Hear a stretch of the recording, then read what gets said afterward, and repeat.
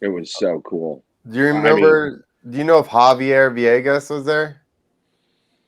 God, no, but Um, I that's do my good. have. I'm like super good friends with Javier. I met him. He's from Chile.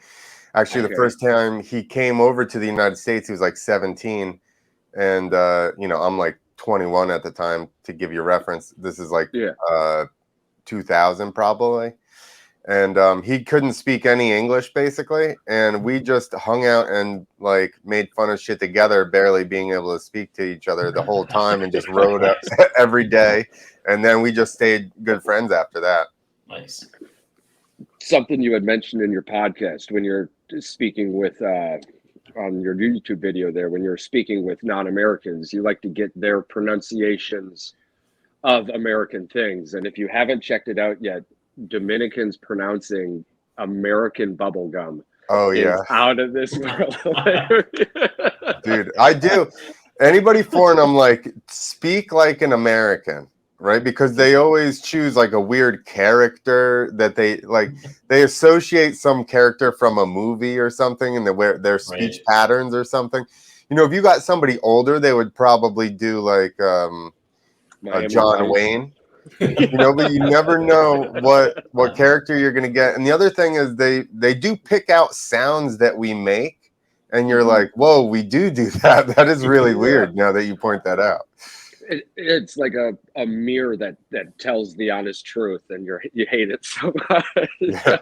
When I I was think in it's the army, hilarious, honestly, when they do that. I'm like, dude, that is great. That we sound terrible, don't we? That's we as Yoopers, we Patrick and I we tend to end up having a massive Canadian accent. Oh okay. yeah. So when I was in the army, my nickname actually became the Canuck. Oh yeah. So now I lived 5.5 hours from the border. I wasn't even close. You can't Yeah. walk there in a decent afternoon. That's not too close. Right. So now in that episode too that you got on YouTube with your podcast, you had mentioned that your 13th Broken Bone episode was wicked for you, and I don't want to touch too much on it because it's on the episode, and it was a great interview. But is that ultimately what led you away from the motocross?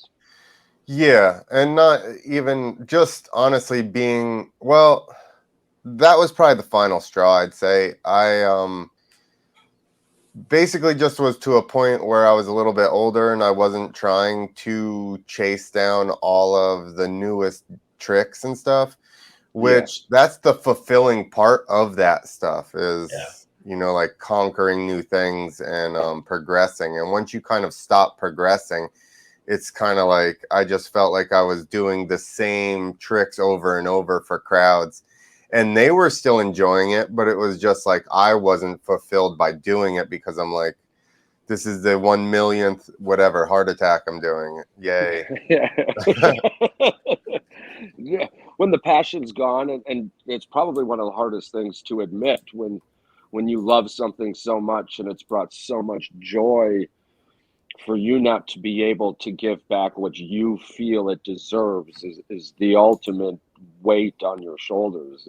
Yeah. And at times for most people it's crushing, a midlife crisis in a sense. So It was a for little you bit. too. I mean, and even that feeling, and then basically I got hurt, and then I was kind of like I was hurt really bad to where I had an infection and stuff. So Yeah. it was a very long healing process, and it really just took the wind out of my sails, really is what it was. And then already being kind of in the space of I'm not being fulfilled by this because I'm not really like progressing anymore, was I was just like, walked away. I wish it had gone much smoother. In my head, it happened smoother, when the time came. But Yeah. it is what it is, I guess. Yeah, Yeah. one of those anything worth it ain't easy things. Yeah. So, but I mean, you touch deep into that on the episode one on your YouTube there. You just posted it a few hours ago. It's absolutely wonderful. So, those of you listening, please give it a look. Your YouTube channel is It's at, well, now you can do names. So if you Okay. go youtube.com/at Clint Esposito, it'll come right up. And basically, I'm pretty much just Clint Esposito on everything. I'm fortunate enough to be the only Clint Esposito. So my Been name around the was world. available across the board. Right. Never met another one. So, Patrick, did you want to bring some things up too? Yeah, I don't know if he touched base how long you guys have been in the room talking about it, but there was one clip you were talking to somebody. It might have been your friend there. He goes, Chuck and I were talking about it. Don't bring up to a comedian who's trying to be a comedian if ask them if they're funny. But you always said, well, tell me if I'm funny. If I'm funny, I'm funny. I always thought that was pretty interesting. It's something that maybe you learned along the way as you did your stand-up, your little routines that you had going on the YouTube the little clips that I did see of you, I thought it was pretty funny. I appreciate that. You know, that's everybody, people that everybody, as soon as you say you're going to, like, everybody has some form of reference with comedy, right? Like, it's not, like, when I was going to ride dirt bikes, people didn't have, most people don't have any form of reference with that at all, so they don't have anything to say. Right. Everybody has seen comedy. Everybody on some level enjoys comedy. So as soon as you say you're going to do it, they're like, oh, I'll tell you if you're funny. Like they all, I'm like, oh, I didn't realize you were a comedy critic here. I would have probably gotten your insight much sooner if I had known that. I know. I'm looking for a manager. Yeah, exactly. Do you know anybody you can, like hook me up with here? What's the deal? Well, I happen to. Let me go get him. All right. Yeah, I'm all for it. Let's go. That's ridiculous. So, the comedy thing. Now, your YouTube content, and I gotta tell you, when Patrick had sent me your information, so I had went and searched people out social media. I recently followed you on Twitter. I'm Professor P, by the way. Okay. Oh, Find me a real follower, because all I get on there is like sex bots or something. Yeah, well, just wait. This one might get you some. Dude, 90% of my followers have to be just sex bots on Twitter, because I'm like, we get the same thing. I've been going through and trying to filter them out, and hopefully we'll bring a lot of that to you, because we got. oh, great. So I'm laughing because I'm scrolling through and like the very first post, right? I almost pissed myself when he showed me your Twitter, and I was like, I contacted the guy, and I didn't even think about looking at your Twitter. I sent a screenshot. Oh, some people just look like meth. I like this dude. We gotta go get a cup of joe. That's hilarious. Yeah, we were in Florida, and I'm just like, I'm assuming they do meth, because that's what they look like. Yeah, or bath salts. Meth has evolved from bath salts. This is true. Oh my goodness. Yeah, and now on your podcast, you touched quite a bit in the one that I'd watched about the conspiracies. That's the followings that you're. Well, so that's that podcast. I actually, on my YouTube, I have a bunch of different ones. So okay. I do a lot of supercross and motocross stuff and freestyle stuff. So I'll preview the events coming up, the track map, stuff like that. I go over results of the races, and then I do 2 shorter segments that I do each week, which is a crash breakdown. So I just get people, basically that's like a Tosh.0 had clip breakdowns, and I'm basically it's the same thing. I'm just doing it with people's crashes, kind of like making fun of how they fall and stuff like that. And then I do rate that takeout. So when a rider takes somebody out trying to pass them, I rate the takeout on 2 criteria, which is necessity of the takeout. Like if it's for the win, last lap, you're getting a 5 out of 5. You know what I mean? That's why you take people out. And then the other one is technique. So it's like, was it a clean takeout? How was his technique of taking him out? Did he fall too? So it's just kind of I enjoy it. Sometimes people get mad at me about that, and they're like, "How do you take him?" And I'm like, "Listen, I'm all for aggressive riding. I like it. I was like that when I raced. I would run into you if we got into it. You know, like I'm just simply going off of how, was it a necessity and how good did you do of taking that guy out? That's it. Yeah. My girlfriend's cousin, he races dirt track, like Okay. but that's cars. But anyway, he always says rubbing is racing. So I mean, if you're in the way, better get the hell out of there. So Yeah, there are some times when it's unnecessary, right? You're already in a transfer spot in the main in your heat race. Why did you take the guy out? Like one extra spot isn't, it doesn't make a difference. So that's all, again, I'm not whatever if they, I enjoy watching it either whether I think it was unnecessary or not. So right. Well, and it seems like it's a needed thing also because, to be honest with you, outside of maybe a few X game moments early ass in the morning on ESPN, there's not a lot of coverage when it comes to motocross. no. So there's not a lot of available eyeballs to be put on it. So YouTube being a platform where multiple generations are, I'm really hoping it blows off because motocross is fun. I mean, it looks fantastic. Yeah. And I wish there was a more open world to it. Red Bull's doing a great job, but Red Bull, I would say, especially with freestyle motocross, Red Bull kind of paved the way there because yeah, the amount of money and attention, like you said, they put on it. I will say this, recently there have been a lot with over the last couple of years, a lot more people have gotten into making YouTube, videos for motocross, and that is helping. I think the interesting part of it is like with probably any action sports, like if you take a regular sport, let's say football, all these people are walking around wearing jerseys for their favorite team. They probably don't play or haven't played since high school. A lot of them never played, right? But if they did, it was 20 years ago while they were in school. Most action sports people participate in the sports.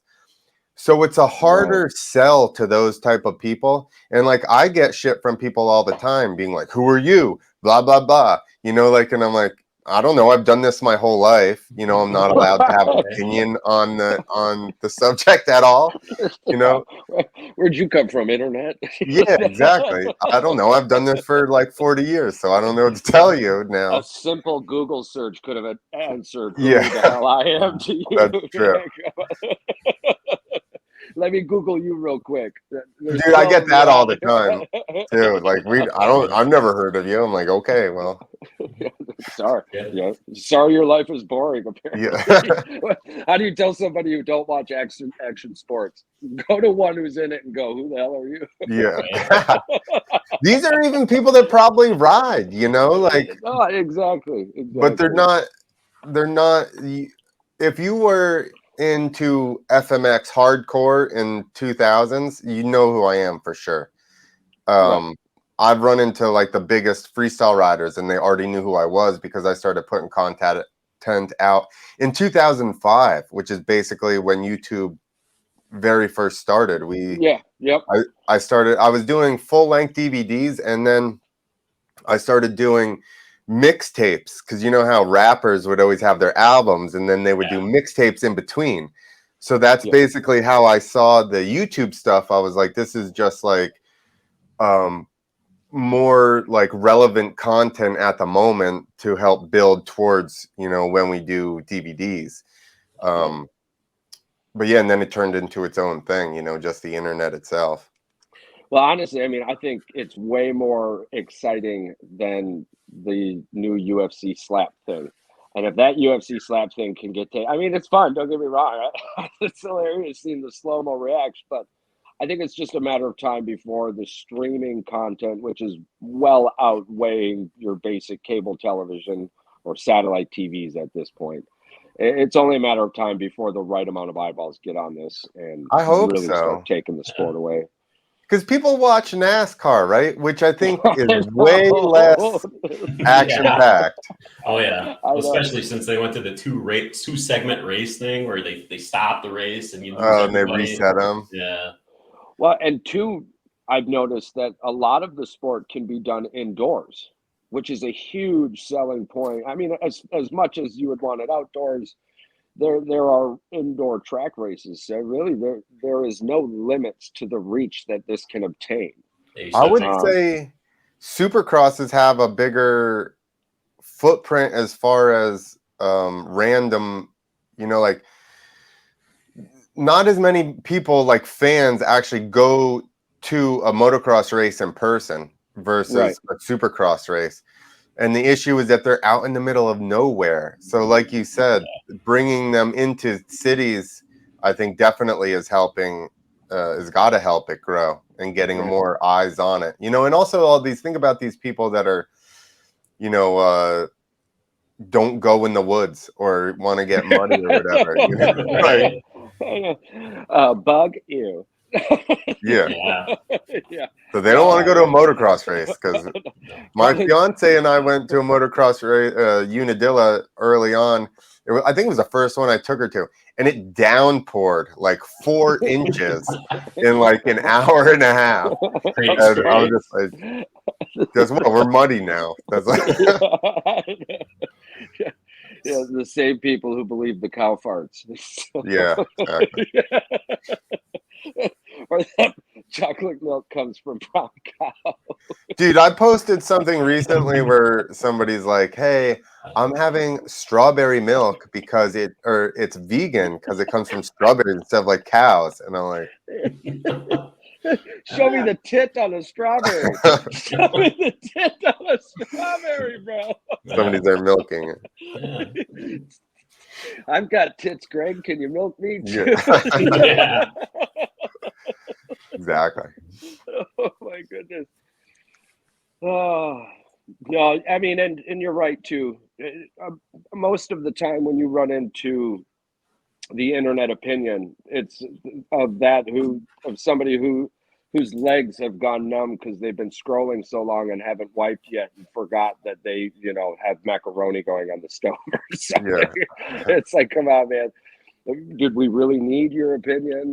The internet has this self-righteous platform. Well, that's the issue, is that anybody can just say anything without really researching and even just minimal amount of backlash, right? Right. Absolutely. Turn your phone off and go to sleep. It's like, Yeah, okay, what exactly. happened? Delete the tweet and then just be like, I don't know what you're talking about. You spoke to the wrong MS-13 member. Oh, wait, they're not in the United States. I forgot about that. So you can. So, Well, I was going to ask you. You dive into your what's your Freethinker TV? What's that one all about? That's a subscriber channel on YouTube. So it's a regular channel, but it's just all of the conspiracy stuff. So I do a couple of different podcasts. Like I do the motocross one. I have another channel, Two Wheels to Freedom, on YouTube. Yep. So that's just moto content. And then Freethinker TV is just conspiracy theory content. And then my personal one is basically a collective of all the, just the content that I put out. Nice. And we have the links for those also, or they can be found through progression of your YouTube pages. Yeah, I can send you those other. I just sent you my personal stuff, but I can send you the other one. Two Wheels is just I have that one set up where I think it's just youtube.com @2wheels to freedom as well. Okay. I don't know that Freethinker TV is. I haven't been messing with that one that much of lately until I just started that new show with Rasmus. So it might not have that URL, but I can fix that as well so that everything's easily found. And if you just go to my Instagram, I have the links to all those in my link tree in my bio. Oh, nice. Okay. Yeah. Well, I'll make sure to link all that stuff when I put this up and we edit and post production and stuff. So we'll have everything in there for you. Okay, cool. So, question that I normally ask people around this time. It's just something simplistic. When you were a kid, what did you want to be growing up? A dirt bike rider. Yeah, that's what, Hate it. I love it when that's the choice. What led to that decision? Was there like a moment on television? Somebody took you somewhere? You saw a magazine? I can tell you the day I got into motocross or supercross, I saw we had just gotten cable Yeah, in 1989, and I saw the Dallas Supercross from 1989. yeah, And if you go back and watch it, I'm sure you could probably find it somewhere, but the Jeff Ward and Jeff Stanton battled for the lead, and then Stanton finally got around him, and then he ends up throwing it away, and his bike shoots off of the track and to hit, like, they had a Toyota in the center of the track or whatever, hits the bike. yeah. He still ends up finishing second, and just it was the battle they had and going back and forth. And we had a Honda four-wheeler, like, since I was Okay, little. yeah. So I was kind of like a Honda person, and then it was a Honda and a Kawasaki battling, and it was just a great race. It's still a great race if you went and watched it. And Yeah. that was it. I was just like, what is this? What is going on? This has been happening my whole life? Like, how come I never knew? I never knew. So now the comedian side of it seems pretty simple to me. That you just like making people laugh, and you're good at it. So, do you continue to stand up local, out and about, or is that something you just do on an everyday basis? Um, yeah, I try to do it as much as possible. I promote some shows myself. I have one coming up April 20th. But so when I got hurt, so I owned my own team, freestyle team, and I would book all my own shows and hire all the riders. Yeah, So I would ride the show normally, and then I would hire announcers. I got hurt, so then I was announcing the show myself. I just filled in the other rider spot. And I was just kind of, I don't know if I was bored or what, but I'm announcing the show and I start slipping things in for me that I thought was funny.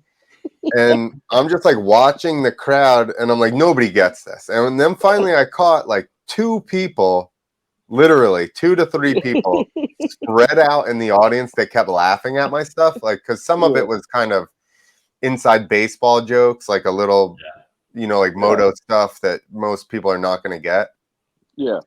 And then once I saw some people getting it, I'm like, oh, like I could do this. I'm just in the wrong venue here. Right. Um, Right. so this is probably 2014 or 2015. And then in 2016, I got hurt that time and I stopped. And then I started thinking, like, what else can I do? Because I didn't want to just be like, that's it. I'm going to work, 100 hours a week for the rest of my life. So I started thinking, and then I thought back to that times, like making people laugh and how I enjoyed it. And then, and as cheesy as it sounds, I started thinking about, at first I was like, could I be a comedian? Like being kind of a meathead type guy. And then actually, I think I'd already listened to Rogan's podcast, Yeah. Yeah. but it was just me thinking like, oh, well, he's like a man's man, like Right. he does, Right. combat type of stuff. Like he's a similar type of person and he does comedy and nobody makes fun of him for doing, it's like not like I was trying to go and be a thespian after riding dirt bikes or something. Right. Like it's a gray area where like I could probably fit in there. So, and then the other things were that you have the opportunity to travel.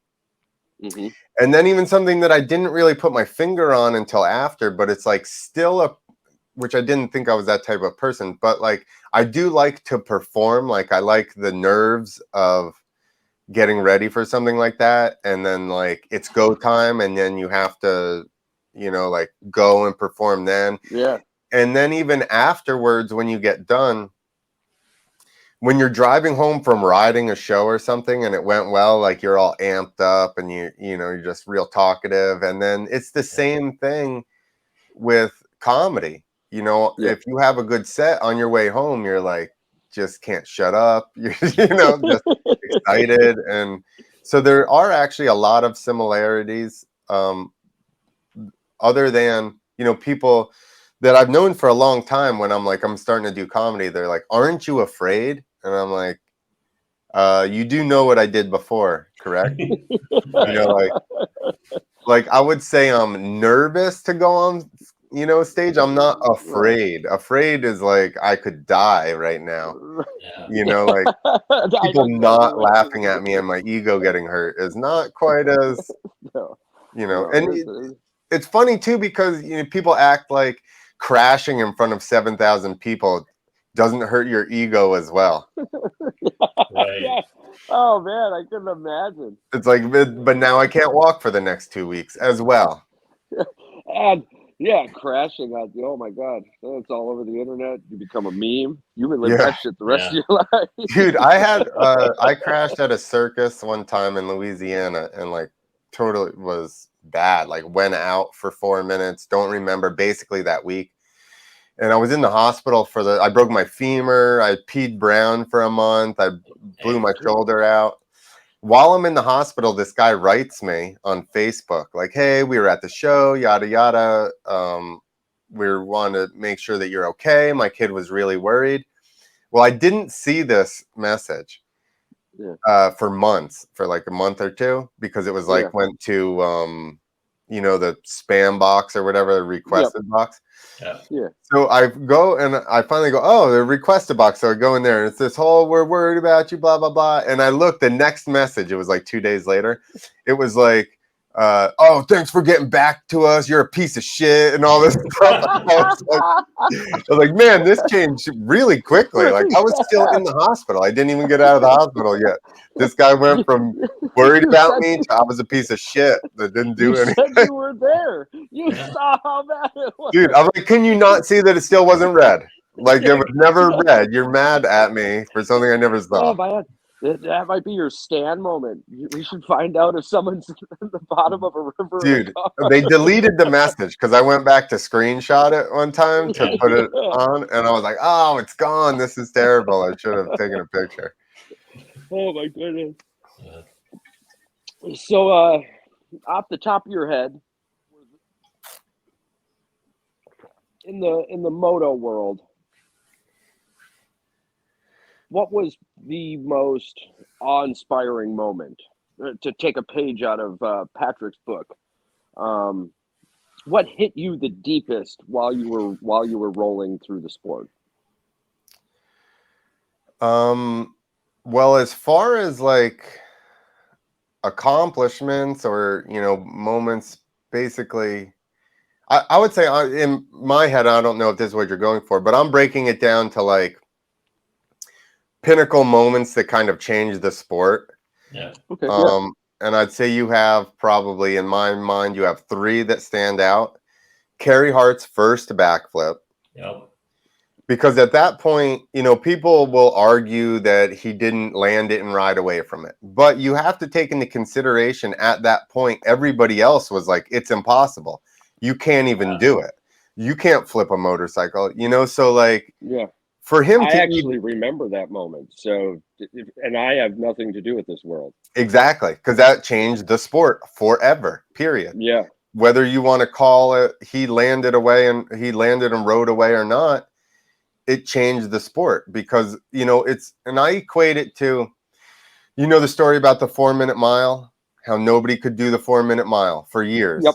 Yeah. One guy did it, and guess it was like 9 people did it the following year. Did humans get faster over that year? No. They mentally broke the barrier that it could be done. And that's exactly what Hart did for freestyle, period. Yes. Because before that, even Travis Pastrana was like, I was thinking about it, but he was a year ahead of me. I was not ready to go yet, you know, and then that just opened the floodgates of everybody trying to do that. I would say the second one was, and I'm trying to think of which happened first. I want to say Chuck Carruthers did the first body varial. Okay. Which is basically when you let go of your bike, spin around and grab back on. Okay. Yeah. And until that point, everybody was doing the same type of tricks or just variation on tricks, kind of. And then he did that, and that started a progression of a bunch of different body varials after that, which is still, one of the holy grails of freestyle, because not very many, you can let go of your bike, but you're still facing it, and can grab back on, whatever. But spinning and getting disoriented is a huge thing. And then the third one is going to be Travis Pastrana's double backflip. Okay. Because I remember watching that and just, that's a heavy move the first time, somebody goes for it. So I mean, now they're backflipping couches, tubs. And 3 people have now done triple flips. Oh, really? So they did. Josh Sheehan did one at Travis's house on this huge contraption. The ramp must have been 50 feet tall. Yeah. Holy. 2 then. So he went literally like 100 and something feet high. It was crazy. 2 then last year at Nitro World Games, which is again Travis's thing, and they do have an airbag landing, but it's like whatever. Yeah, exactly. Let's just make it so people don't die as soon as they fall. Okay. Right. I mean, Wheels is fantastic. I love Wheels. Yeah. I mean, what he did on America's Got Talent, I'd still be a sweet lady. Remember watching him, but we don't need a twin. So please, the airbag, absolutely, the airbag. Yeah. So then it went to 2 people doing it live at Nitro World Games, the triple flip. And they basically had to modify their bikes a little bit. So they have like a shorter swing arm. So that way, once you're bringing your wheels in tighter, the thing wants to spin faster. Okay. But I mean, they basically modified the bike so that it could be done easier and more consistent, Right. But safer. It's still a triple flip, dude. And actually, I just it's crazy. Watched a contest recently. They were in Europe, and one of the guys that did it, Harry Bink, was there. And I got to ask online, just like type out a question, if he was able to do a full run on his triple flip bike. And he's like, that's the bike I'm riding now. So they did modify them, but it's not like so crazy modified that you can't just ride it normally. Right. So that's really cool. And that just shows you the, if you want to pull something off, you'll figure out how to do it. Right. Well, but there's modifications to every sport. You go back and grab the first peach skin. That ain't the same damn football we throw today. Yeah. And it definitely ain't the same ball we were throwing in the peach basket in the beginning. So that's true. Modifications happen to push the sport into the future. I mean, look at today's Hollywood. If it's not big boom explosions, you're not pulling in the next crowd. So yeah. You can only see a double backflip so many times before the only logical answer is to move to the triple backflip. Yeah, for sure. I mean, I just say that because there are a couple of guys that do front flips, and there are, I think, maybe 2 that do them off of regular ramps, just total stock ramp. Then there are a bunch of guys that do them off of front flip ramps, or they call cheater ramps, because it has like a little actuator at the top. And I've always said this too. Either way, doing a front flip is gnarly and not natural on a motorcycle. So I don't care if you use the ramp or not. It's still a lot of consequence and awkward. Your bike doesn't want to flip that way. So yeah. And I mean, I don't know very many people who are outweighing their bike in a sense to be able to motion it in that direction at a speed they have to. So exactly, just doing it in its own sense is difficult. Exactly. That's the whole thing. And even now, so the thing with the cheater ramps is just it sends your bike into a flip easier, so that way you can have time to do other things like no handers, no feet, whatever. Otherwise you're just fighting the whole time to get it around, where it makes doing other stuff not impossible, because of those 2 guys, Robbie Adelberg and Jacko Strong. They do a little bit, but they're not doing the variations that people on the front flip ramps are doing. Right. But still, respect to, like I said, any of those guys doing any of that. This is one of the things, Front flip started to come out while I was still riding. Didn't want any part of it. Front flip ramp or not. I was like, So I'm going to live vicariously through you. yeah, I'm like, good on you, boys. Like, shit. Put that GoPro up there. I don't care.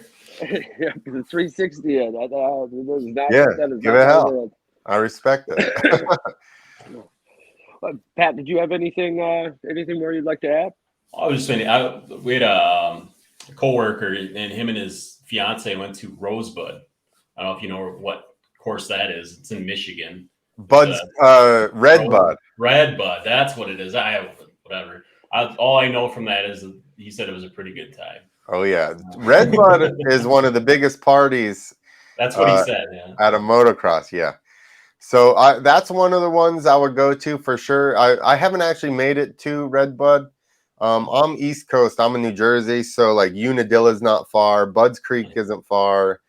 When I was young and raced and was trying to qualify for nationals, we had a bunch. We had Binghamton, Unadilla, Bud's Creek, Ohio. So, there was a handful that you could get to without going, Southwick, Massachusetts, which they still do. But as far as what I've heard, and Dilla, let's not forget Dilla. Unadilla is a party as well. But what I've heard is that Red Bud, since, I raced, has taken over the party championship of the motocross series. So, huge shout out Michigan, Red Bud. Get your tickets. Yeah, yeah, I would. Like smoking a little bit legally probably made a little bit of a difference in that, if I had to guess. But well, New York is legal. Yeah, is it? How? Is Michigan has legal weed now? Yeah, yeah. So. yeah. They since just before COVID, because the day everybody got their COVID money. The weed places blew up. One of the loom shops took in like 1.6 mil after taxes on the day. That's like that's like when on Chappelle when they gave everybody reparations. Oh, but it's yeah. just potheads with their tax returns. For all like ounces of weed. It is the exact same thing. Oh my God! And it became legal, and it's about time. If you're going to keep missing out on the tax revenue, I don't want to hear about it. If your roads are effed up, then. Yeah, exactly. We did it during COVID. Probably it sounds like maybe a year or something after you in New Jersey. Yeah. They ended up legalizing it. So. Okay. So how has life been living with MTV's The New Jersey Shore? I just made a post on Facebook that was like, when the F are these people going to go away? Because while I traveled the country the most, that was the biggest show on TV. And I'm like, every single place I went to had a terrible depiction of where I was from that show. I'm like, you guys give it a rest. So people would always ask me, I'm like, they're not even from New Jersey. And I'm like, look at me. Do I look like one of those Guidos? Like, no, I don't participate in any of this. I understand. I lived a life of Charlie Bucket. So I remember the funny thing is I did a job a couple of years ago and we were in New Hampshire and we stayed at this place, but we flew into Boston and we went and walked around Boston. And this is a funny story. Anyway, I went with these guys. We were walking around Boston. We stopped and we saw that where Cheers was, all that fun jazz. But a guy, he's like letting us pass on the street. He's like, "Go ahead, fuck us. Go ahead." Just like, I was like, "Oh, people are so nice around here." We get across the street. Yeah, that's right, slow asses. Goddamn people, yeah. Just people are like, "Oh yeah, they're so nice." He goes, "Yeah, you have no idea what they say once you pass, Yeah. Well, that's the difference in the Northeast here is that everybody just to your face and then they talk shit. Yep. That's the way it is here too. They'll slip some stuff into your face. It's not like thinking about it now, like down south, they never say anything mean. Here, You'll just be in normal conversation and it'll just slip it in, and you're like later, an hour later, I'm like, I think he was talking shit. Oh gosh, that's too funny. Well, I mean, Clint, we don't want to take any more of your time, man. We're rocking up to 40 minutes here. Thank you so much for coming on. This has been a blast, dude. I'm so glad I got to meet you. No, thank you guys for having me. And I need to get you guys on my shows, and we'll do something again.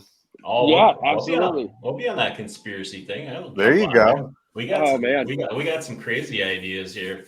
Las Vegas Mole People, Project Blue Book. That's they're from the world to the moon and back. Yeah, and the problem is we're running out of conspiracy theories because they're just turning into truth. To take no. Yeah.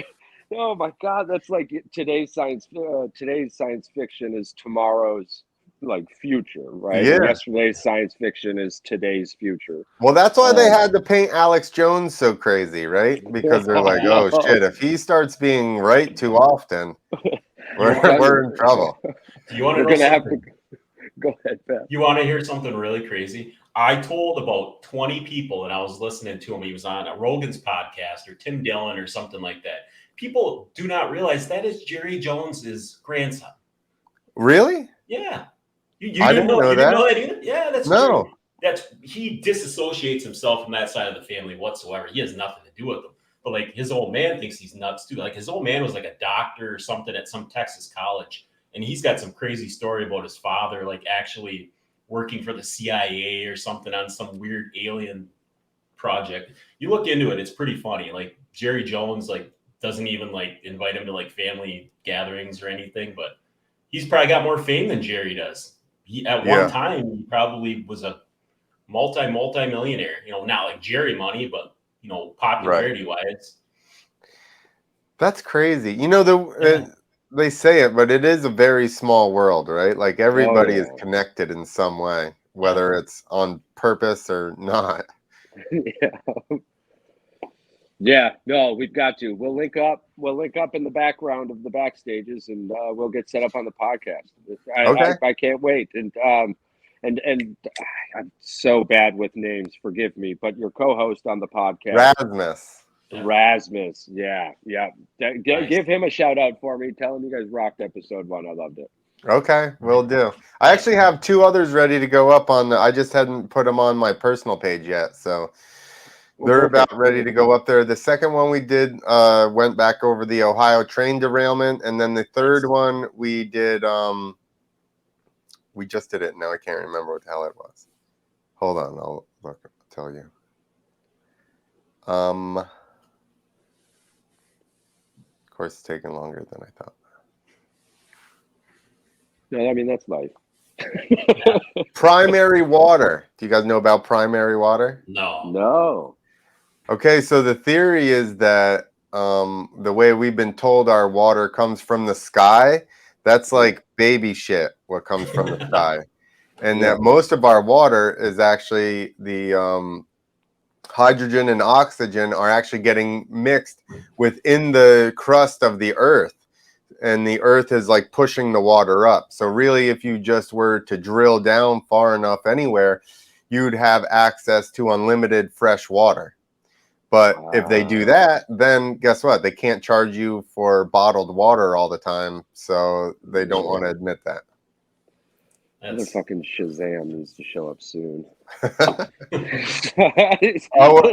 so sick of this is a different show. My fiance and I were doing a show, and we did Mandela effects. Yeah. There are a ton. Oh yeah. The Bernstein Bears. Oh my God. Dude, go and look. Do you remember Britney Spears, the Baby One More Time video? Do you know where I'm going with this? Yeah, well, I can sing it for you without. Okay, do you remember what color her skirt was? Yeah, it was plaid or something. It was plaid. Go look online. Yep. No, I can't. It'll ruin it. My childhood memory is plaid. I know it. Go look online. It's black now. And she also had a microphone on her head too, and people say that that's gone too. So if you watch the video, go look online. I'm telling you, even the video that was put up 12, 15 years ago, Yeah. The skirt is black, dude. See, now if my wife slash fiance was here, she'd be in the background screaming something about a hydrogen peroxide collider or the hydrogen CERN. CERN. Yeah. Dude, so we dove into that. Well, we dove into a bunch of them, but really the Britney skirt was the one that blew my mind the most because I remember it clear as day as well. I even in searching through the internet, you find Britney paying tribute to that outfit wearing a plaid skirt. I actually found a picture of Britney in the back of a car wearing the outfit from the video with a plaid skirt. But if you go and you find the video itself online that was put up Right. 12, 15 years ago, it's got a black skirt, dude. It's mind-blowing. No way. I still remember what outfit I wore when we were recreating the Backstreet Boys Hit Me Baby, or what was it? Hit Me Baby One More Time, I think. Or I Want You Back. If I can remember that, I could definitely remember what Britney Spears was wearing at 6 o'clock in the morning just before going to school and no one else in the house was awake. You know what I was doing. So it's burned. I have a terrible memory, so that's why I rely on everyone else. And I think with all the dirty little teenagers we had, somebody's got to have that wall poster on their wall saved somewhere. It might be a little sticky, but I mean, it's probably wrong. Yeah, for sure. Dude, it probably... That's the thing with the swaps, right? Like somehow everything got switched. I even feel like, and this may be whatever, but I even feel like when you watch the video, it looks like the skirt is CGI'd to me a little bit. Because I'm like, the rest of it looks normal and the skirt looks weird. But why would somebody do this? The most recent John Fetterman photos. Have you looked at that? The deep fake. I know. And do you see his arm around the wife and his hands like 5 inches off of her back?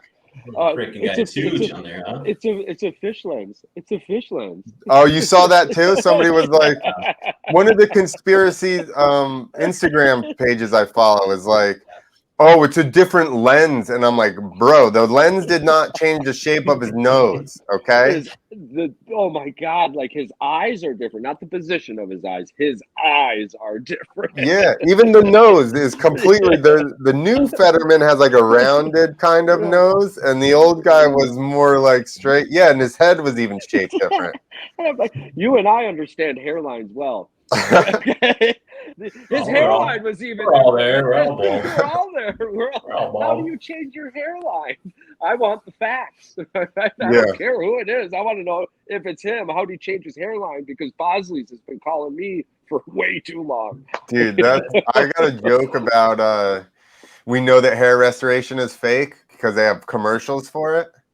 You know, like you've never seen a commercial for a boob job, right? It's unnecessary. There's a guy, the Nussbaum hair restoration or whatever. Mr. Nussbaum is on the commercial. His hairline is here. I'm like, what? You're trying to sell me. If your hairline was at your eyebrows, we'd have to talk. But right now, at this point, I need a video of hair coming out of nose and ears. Yeah. While it's growing from the top of the head. Do it to your eyebrows, all right? And then now you've got my attention. I may go for your hair restoration. You don't show up like Harry and the Hendersons in a damn station. Yeah. Well, that's good, man. That's good. And again, too, Chatty Cathy's. We are. Thank you, Clint, so much. Huge shout out to you and your career. Future blessings to you and your family. And we'll have all the links to your information, YouTube, podcast, when we post this on our webpage. Awesome. I appreciate it. And just shoot me anything you got. I'll share it out as well. And thank you guys for having me on. It was fun. Will do. Absolutely. It. Thank you. We're looking forward to our next conversation. All right. Let's do it. Later. Later.